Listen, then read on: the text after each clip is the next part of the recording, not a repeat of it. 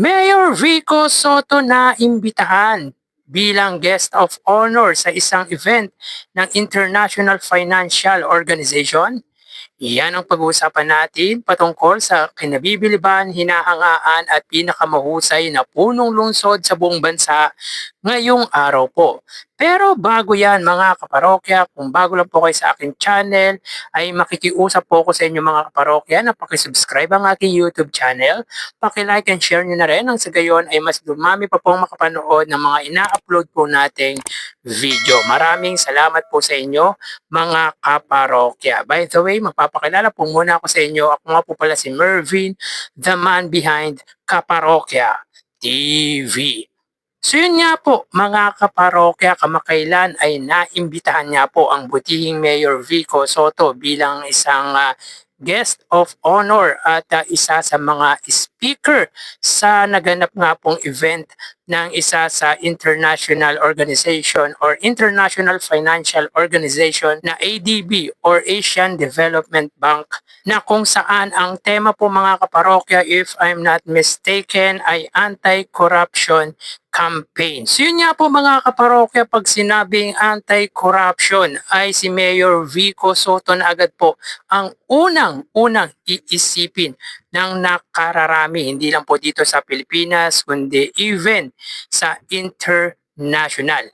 So yun nga po mga kaparokya, naging speaker at panauhing pagdangal nga po ang isa sa kinabibiliban po nating punong lungsod sa buong Pilipinas. Well mga kaparokya, deserve naman po ng butihing Mayor Vico Soto na maanyayahan mga kaparokya sa nasabing event. Kaya mga kaparokya, hindi lang po karangalan ng butihing Mayor Vico Soto ang mapasama nga po dito, kundi karangalan din po ng organization ang mapaunlakan niya po ng butihing mayor. So yun nga po mga kaparokya, sa nasabing event ay nagbigay nga po siya ng ilang talumpati patungkol nga po sa na-experience at magiging experience pa po nito sa pakikipaglaban nito against corruption. At ang mapabilang dito mga kaparokya or maging bahagi nito mga kaparokya ay isang karangalan dahil bihira at pili lamang po mga kaparokya ang ini-invite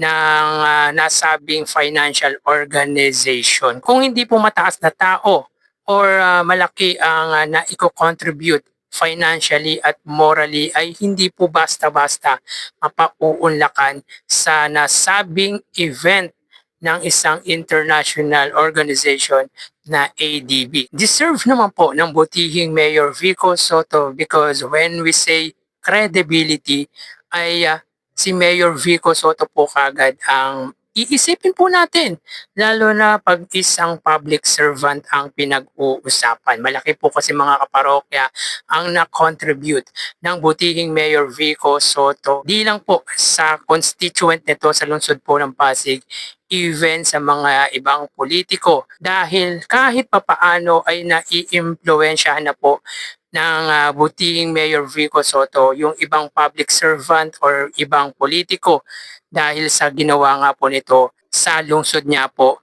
ng Pasig. Tulad nga po mga kaparokya ng pamaskong handog na kung saan ay bahay-bahay nga pong ibinibigay ang pamaskong handog para sa kanyang constituent. At ngayon po mga kaparokya ay ginagaya na rin po ito ng ibang leader sa ibang lalawigan. Kaya malaki po ang naging influence ng mabuting paggugobyerno, tapat na pamamahala na ginawa nga po ng butihing mayor sa iba't ibang leader dito sa ating bansa. So when we say credibility, number one na isipin natin ay ang butihing mayor. Kumbaga siya po yung nasasalamin sa tinatawag nating anti-corruption, good governance at transparency. Talagang siya po ang face ng public servant, ng politician or good politician mga kaparokya. Magkaiba po yung traditional politician sa good, very good politician.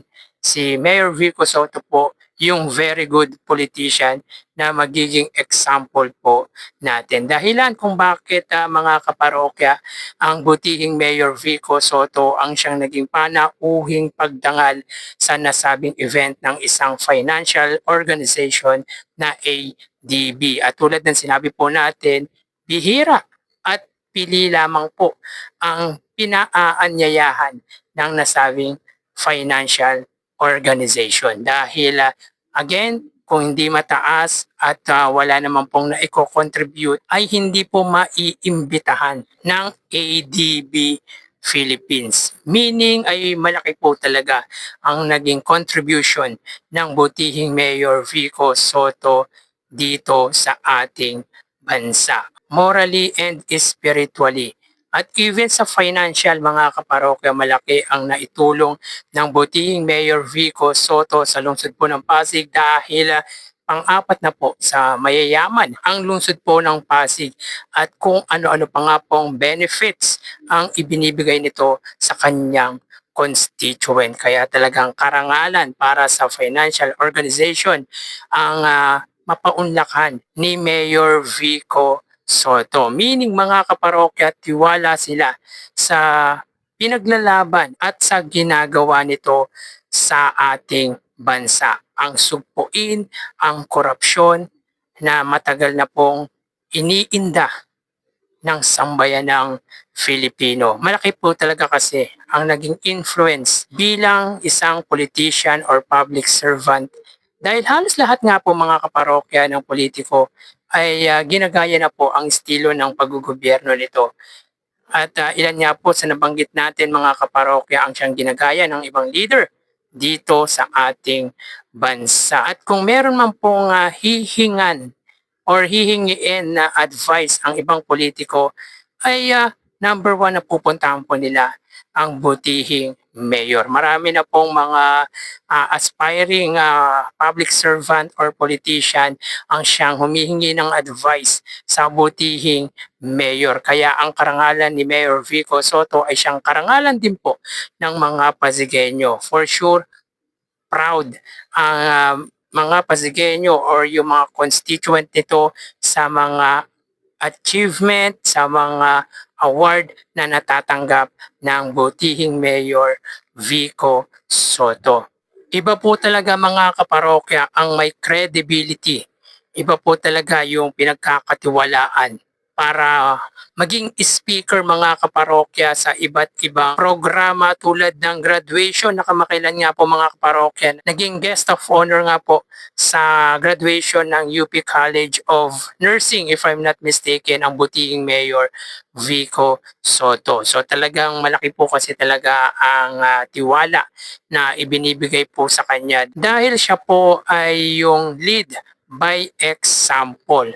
Kumbaga mga kaparokya, hindi niya na po kailangan magsalita dahil ang ginagawa po nito ang siyang nagpapatunay na katiwa-tiwala at dapat pagkatiwalaan. Nakakatuwa po dito mga kaparokya sa picture na nakikita po natin ay itinaas pa po ang kamay ng butihing Mayor Vico Soto. Nung pagtaas ng kamay ng international organization tulad nga po ng ADB ay patunay na malaki po ang tiwala at proud po sila sa ginagawang aksyon, sa ginagawang pakikipaglaban ng butihing Mayor Vico Soto sa korupsyon. Kaya nga po si Mayor Vico Soto ang inanyayahan po nila dahil ito po talaga ang tunay na muka ng good governance dito sa ating bansa.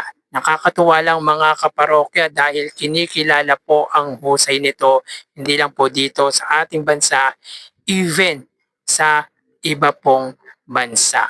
Kaya malaki ang naging impact ng butihing Mayor Vico Soto sa larangan ng politika, sa larangan ng pakikipagkapwa tao. Alam naman po natin mga kaparokya sa abot ng makakaya ay ginagawa po nito yung makakatulong or pwedeng maitulong hindi lang po sa kanyang mga constituent even sa mga ibang lugar na nangangailangan. Tulad niya po nung mga lugar na naapektuhan niya po ng bagyo ng lindol sa Cebu na kung saan ay nagpadala po ito ng ilang personnel na makakatulong sa pag-rescue sa mga taong hindi pa po natatagpuan.